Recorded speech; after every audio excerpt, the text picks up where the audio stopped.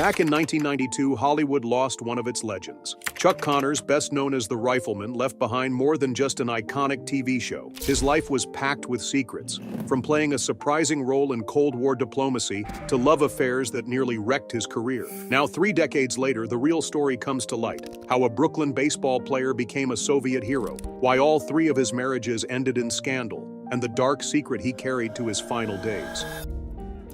Chuck Connors was born Kevin Joseph Aloysius Connors on April 10, 1921, in Brooklyn, New York. His parents, Alan and Marcella Connors, were Irish immigrants who worked hard to keep their family afloat during the Great Depression. His dad was a longshoreman, while his mom took on whatever jobs she could to help make ends meet. Life wasn't easy, but it taught Chuck the value of hard work. Growing up in a tough, working-class neighborhood, Chuck spent most of his time at the Bay Ridge Boys Club, where he fell in love with sports, especially baseball. He dreamed of one day playing for the Brooklyn Dodgers. Then, at just 14, his life took a major turn. His athletic talent caught the attention of scouts, and he landed a scholarship to Adelphi Academy, a private high school in Brooklyn. It was a golden opportunity, and Chuck made the most of it. At Adelphi, he excelled in multiple sports: baseball, basketball, football, and even track. But it was on the baseball field where he truly shined. As a powerhouse first baseman, Chuck was named one of Brooklyn's top high school players in 1939. When he graduated, he had over 25 colleges offering him athletic scholarships. He chose Seton Hall University in New Jersey, where he played both basketball and baseball. On the court, he was a solid backup center, using his height and defensive skills to help the team. But baseball was his real passion. One unforgettable game in 1942 saw him smashing 2 home runs and racking up 6 RBIs, catching the eye of professional scouts. It was around this time that Chuck got his famous nickname. While playing first base, he would yell, "Chuck it to me," and the name just stuck. However, college life was interrupted when World War II came calling. In 1942, Chuck joined the Army and trained at Fort Knox. Thanks to his height and athletic ability, he was chosen as a tank warfare instructor. Later, he worked at West Point, training soldiers and even coaching future football stars who would go on to win national championships. Even in the military, Chuck couldn't stay away from sports. He played semi-pro baseball in Brooklyn whenever he had free time, and even dabbled in professional basketball with the American Basketball League. After serving 3 years, he was honorably discharged in 1946 and was ready for his next big move. That same year, Chuck became part of history when he joined the Boston Celtics during their very first season. At 6'5", he played forward and center, appearing in 49 games and averaging 4.5 points per game. His best performance came on December 13, 1946, when he scored 15 points in a nail-biting win against the Providence Steamrollers. But basketball wasn't where his heart was. By February 1947, just a few months into the season, Chuck walked away from the Celtics to chase his true dream: baseball. On May 1, 1949, Chuck Connors finally got his big break with the Brooklyn Dodgers. But things didn't exactly go as planned. In his one and only game for the team, he hit into a double play, and the Dodgers ended up losing. Instead of letting that setback crush his dreams, Chuck rolled up his sleeves and worked even harder in the minor leagues, playing for teams like the Montreal Royals. His persistence paid off in 1951 when he got another shot at the majors, this time with the Chicago Cubs. That season, he played in 66 games and had some big moments. On July 18, 1951, he smashed his first major league home run against the New York Giants. Then, just over a month later, on August 26th, he did it again, once again taking down the Giants. By the end of the season, he had racked up 48 hits and finished with a batting average of .239. Not bad at all for a guy who had been juggling 2 different sports. Chuck's Hollywood story, however, started in one of the most unexpected ways. In 1952, while playing baseball for the Los Angeles Angels, a minor league team, fate stepped in. One sunny afternoon, during a game against the Sacramento Solons, he launched a home run so massive that it flew right over the fence. But what made this moment special wasn't just the homer itself. It was who happened to be watching. Billy Gordon, a casting director from MGM, was in the stands that day. He couldn't help but notice Chuck's tall, athletic frame and rugged good looks. Right after the game, Gordon marched straight into the locker room, handed Chuck his business card, and said, "You should really think about acting." But Chuck, laser-focused on baseball, just laughed it off. He didn't see himself as an actor. Then, just a few weeks later, life threw him a curveball. Chuck got injured during a game. It wasn't anything serious, but it gave him a little time to think. Out of curiosity, He decided to take a trip to MGM to see what all the fuss was about. To his surprise, they offered him a screen test on the spot. He gave it a go, and before he knew it, they were impressed. Just 3 days later, Chuck signed his very first Hollywood contract. That one decision changed the course of his life forever. His acting career kicked off with a role in Pat and Mike, a romantic comedy starring Hollywood legends Spencer Tracy and Katharine Hepburn. Chuck's part was small. He played a police captain, but it was still a huge deal for someone brand new to acting. On his first day on set, he was excited but also a little nervous. He arrived early, spent hours getting ready, and then waited all day for his scene. Finally, late at night, the cameras rolled. Chuck nailed it in just 2 takes. Afterward, Spencer Tracy pulled him aside and said, "You've got something. Stick with it." Those words stuck with Chuck and gave him the confidence to keep pushing forward. From that point on, he dove headfirst into acting, grabbing every opportunity he could find, no matter how big or small. Between 1952 and 1958, he appeared in over 20 movies. One of his most memorable early roles came in 1957 when he played Bern Sanderson in Disney's Old Yeller. The movie was a massive hit, making Chuck even more recognizable. He also landed roles in Trouble Along the Way alongside John Wayne in The Big Country, where he acted alongside Gregory Peck and Charlton Heston.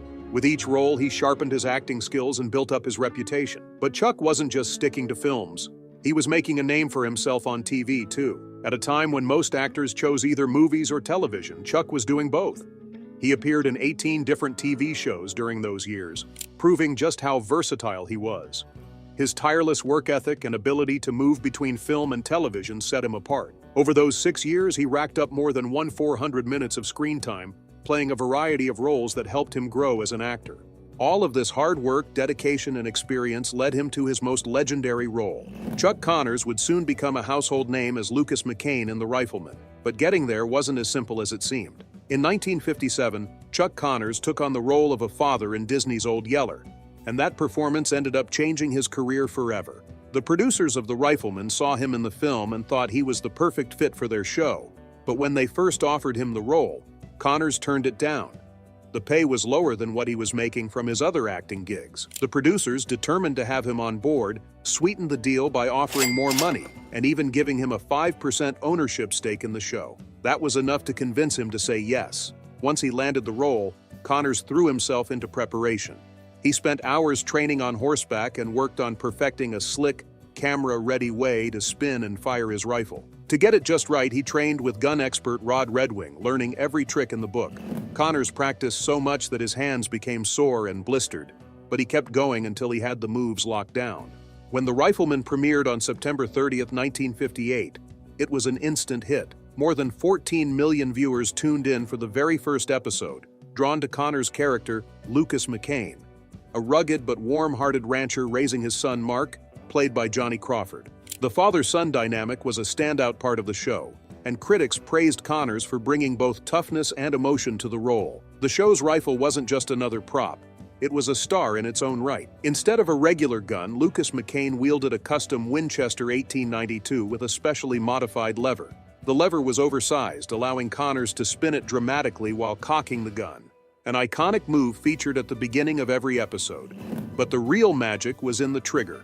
A special screw allowed the rifle to fire at lightning speed, making McCain one of the fastest guns in TV history. The rifle became so popular that Winchester even released a similar model for fans in real life. Despite the action-packed gunfights, The Rifleman was more than just a typical Western shoot-'em-up. What really made it special was its heart. Lucas McCain wasn't just a sharpshooter. He was a single father raising his son alone in the Wild West. At the time, TV usually depicted traditional two-parent families. So The Rifleman stood out by telling stories about the struggles of being both a father and a protector. In one episode, McCain wrestles with the decision to let Mark testify in court, fearing for his son's safety. In another, he has to teach Mark how to handle anger without letting it control him. The father-son relationship resonated deeply with audiences, especially single dads who saw themselves in McCain. Many wrote letters to Connors, thanking him for portraying their struggles with honesty and heart. One widowed father even wrote, "Your show has given me the courage to keep going." It was proof that The Rifleman was more than just entertainment.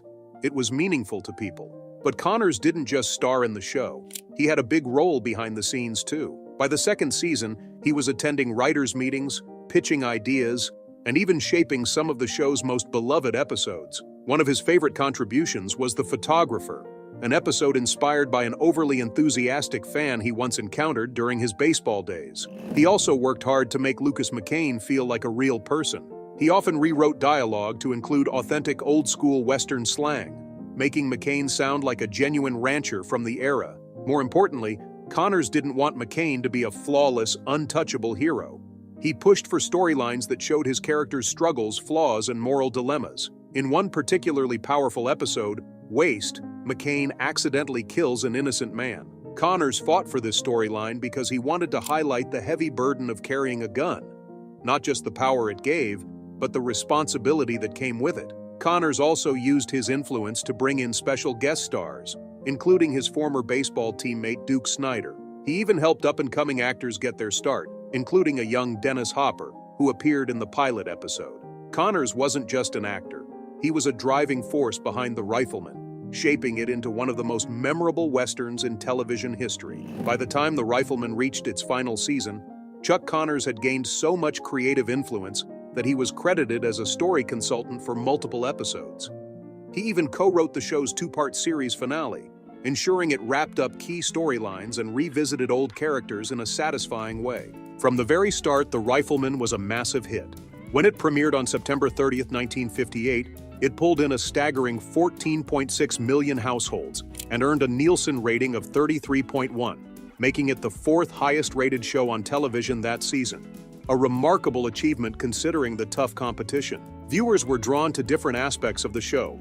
78% of audiences tuned in for the heartwarming father-son relationship, while a whopping 92% of male viewers between 18 and 49 were hooked by the intense action sequences. The show's popularity led to a flood of merchandise, from toy rifles and lunchboxes to comic books, raking in an impressive $2 million in sales within just 3 months of its debut. It also earned 3 Emmy nominations in its first season and remained a fan favorite throughout its 5-year run. Even in its final season, it ranked a solid 27th, proving it had staying power. Decades later, The Rifleman continued to attract loyal viewers. A 2018 MeTV survey found that it was still a favorite among audiences aged 55 and older, showing that its impact had lasted far beyond its original run. When The Rifleman ended in 1963, Connors faced a major career challenge. The role of Lucas McCain had made him a household name, but it also had an unexpected downside. Audiences and Hollywood executives couldn't see him as anything other than a Western hero. The show had lasted 5 seasons, spanning 168 episodes, and Connors had become so strongly associated with McCain that it was difficult for him to book other kinds of roles. Determined to break free from being typecast, Connors made a bold move. He turned down multiple Western projects. In just 2 years after The Rifleman, he rejected 8 different Western TV pilots, hoping this would open doors for more varied roles. But instead of boosting his career, it had the opposite effect. Producers still saw him as a cowboy, and his refusal to take on similar roles temporarily stalled his momentum in Hollywood. To shake things up, Connors took a completely different kind of role in the 1964 film Move Over, Darling, where he played a straight-laced formal banker alongside Doris Day and James Garner. It was a stark contrast from the rugged, gunslinging characters he was known for. But despite his efforts, the film didn't do much to change his image. Casting directors still saw him as too Western, even when he auditioned for roles that had nothing to do with cowboys or the frontier. By 1965, Connors was so frustrated with Hollywood's narrow view of him that he seriously considered quitting acting altogether and returning to professional sports. But despite his struggles, he soon found opportunities that allowed him to showcase a different side of his talent. One of these was Arrest and Trial, 1963-1964, a groundbreaking crime drama where Connors played John Egan, a skilled defense attorney. The show's unique format divided each 90-minute episode into 2 parts. The first half followed a detective as he built a case, and the second half shifted to the courtroom, where Connors' character defended the accused. Wearing a suit instead of cowboy boots, he proved he could convincingly play a sharp intellectual lawyer. Critics praised his performance, but unfortunately the show lasted only 1 season before being canceled. Then, in 1965, Connors returned to the Western genre, But this time, it was with a fresh and unexpected twist. He starred in Branded, playing Jason McCord, a cavalry officer wrongly accused of cowardice and dishonorably discharged from the army. Instead of a traditional hero, Connors played a man on a mission to clear his name and restore his reputation. The show's premise was more complex and emotionally driven than The Rifleman, allowing Connors to take on a character with greater depth and internal conflict. Branded ran for 2 seasons, producing 48 episodes, and gave him a chance to show audiences a different side of his acting abilities. Chuck Connors delivered one of his most intense performances in 1977 when he took on the role of Tom Moore in the groundbreaking miniseries Roots. The series traced the journey of an African-American family from the horrors of slavery to modern times, and Connors' portrayal of a ruthless plantation owner was a complete departure from his previous heroic roles. Rather than turning Moore into a one-dimensional villain, Connors gave a chillingly realistic performance that exposed the brutal realities of slavery. His acting was so compelling that it earned him an Emmy nomination, a rare achievement that underscored his ability to take on bold and controversial roles. Roots became a television phenomenon, with its final episode drawing in an astonishing 100 million viewers, cementing its place in history as one of the most watched TV events of all time. In the later years of his career, Connors took on a mix of roles in B-movies and television guest spots, embracing a wide range of characters. One of his most unforgettable performances came in the 1979 horror film Tourist Trap, where he played Mr. Slauson, a creepy museum owner whose sinister mannequins seemed almost alive. While the movie didn't make much of an impact when it first hit theaters, it later gained a cult following, with horror fans praising Connors' eerie, unsettling performance.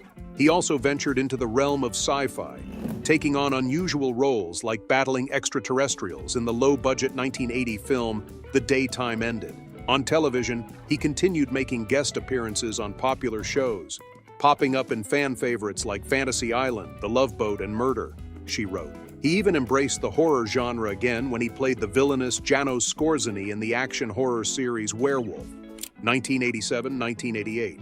Proving he wasn't afraid to explore the darker side of his acting range. Off-screen, Connors' personal life was just as dramatic as any of the characters he played. His first marriage was to Elizabeth Betty Riddell, a stunning model from Montreal, Canada. Their romance began in 1948 when Connors was still chasing his baseball dreams, playing for the Montreal Royals.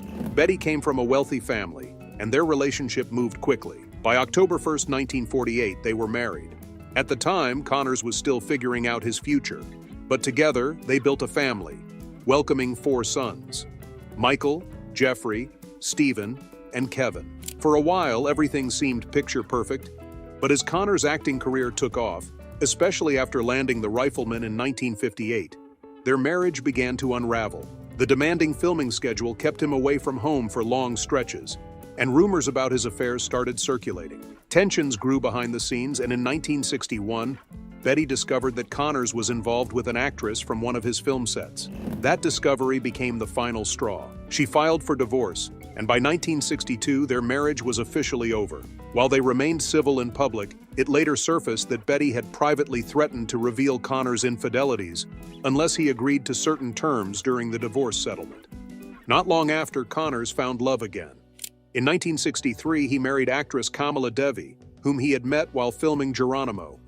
Born in Mumbai, India, Kamala had both Indian and British heritage, making their marriage unique in Hollywood at a time when interracial relationships were still relatively uncommon. They became a power couple both on and off screen, starring together in multiple projects, including Branded and Cowboy in Africa. Fans admired their chemistry, and for years they seemed to have a rock-solid partnership. However, cracks began to form as their career goals diverged.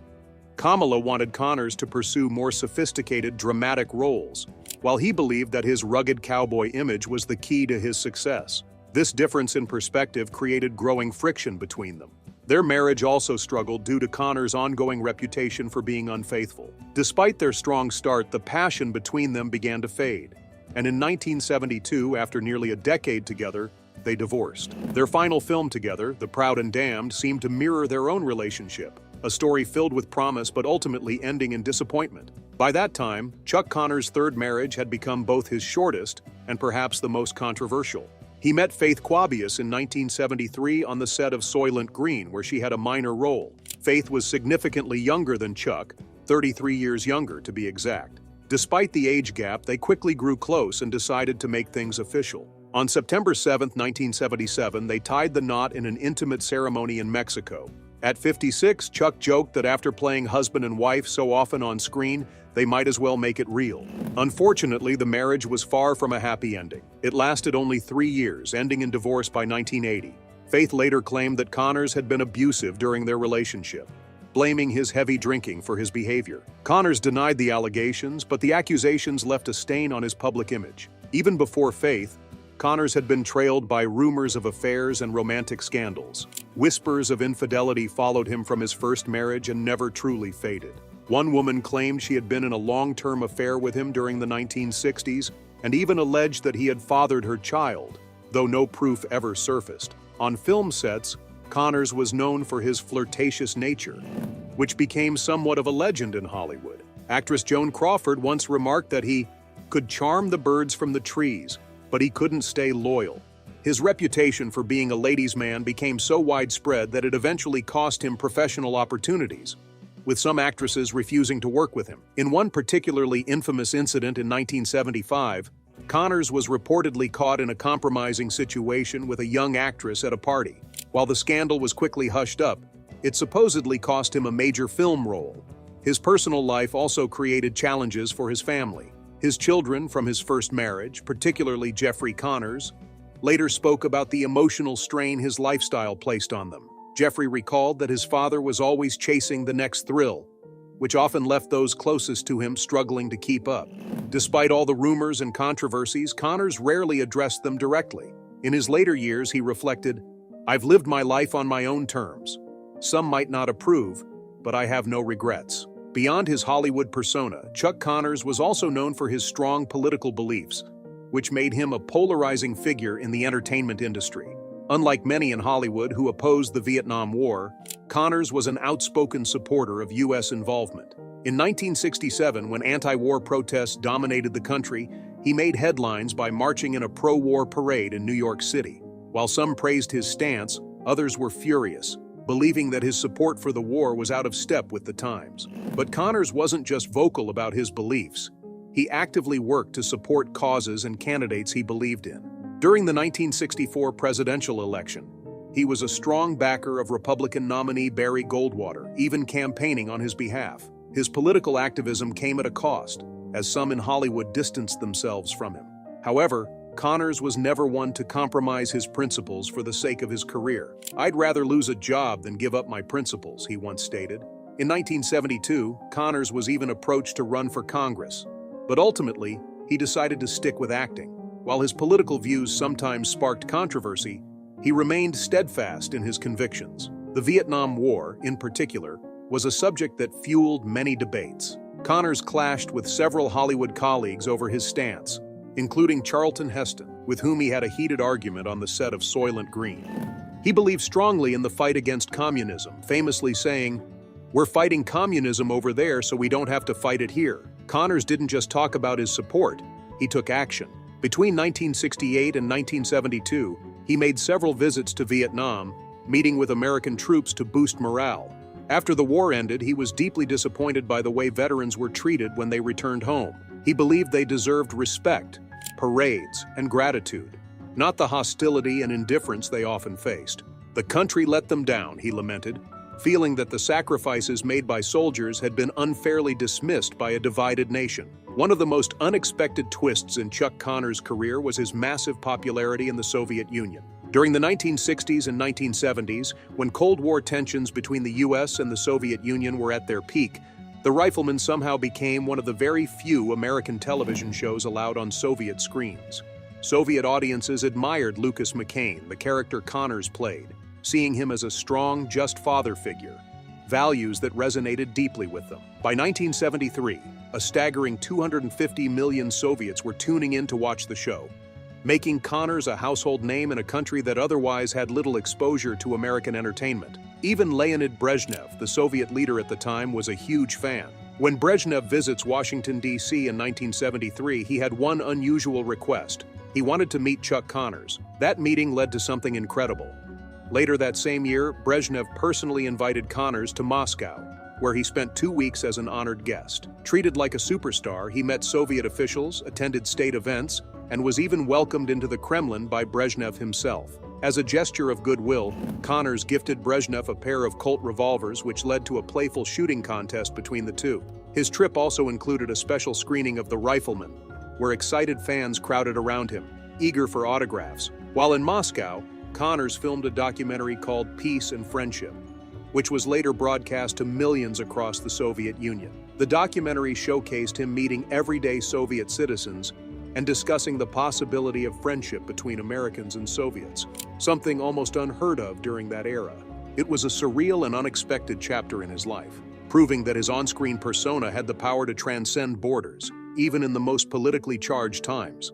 A year before his death, Connors had one final moment in the spotlight that was particularly special. On November 3, 1991, he appeared in the TV movie The Gambler Returns, The Luck of the Draw, starring Kenny Rogers. For a brief but unforgettable moment, Connors reprised his most famous role, Lucas McCain from The Rifleman. Wearing McCain's classic outfit and gripping his iconic Winchester rifle, he appeared in a short scene where McCain challenges the gambler to a shooting contest. Though the scene lasted only about 90 seconds, it was enough to send a wave of nostalgia through longtime fans. The moment became even more emotional when Johnny Crawford, who played his son Mark in The Rifleman, also appeared in the film. Seeing them share the screen again, even briefly, was a gift to devoted fans. The movie received high ratings, and for many, it felt like the perfect farewell to Connors' legendary character. By 1992, Connors' health began to decline rapidly.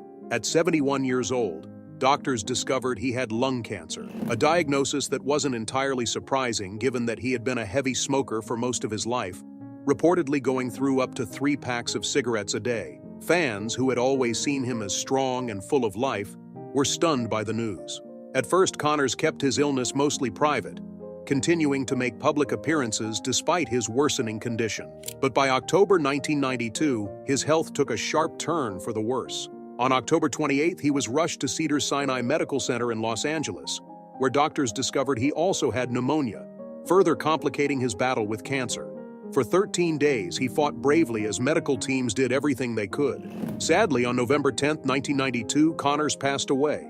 The official cause of death was lung cancer, with pneumonia listed as a major contributing factor. His death left fans heartbroken, and tributes poured in from co-stars, athletes, and admirers who had followed his career for decades. Even in death, Connors' legacy remained powerful. The Rifleman continued to be a beloved classic, airing in reruns and inspiring future generations of Western fans. It wasn't just another TV show.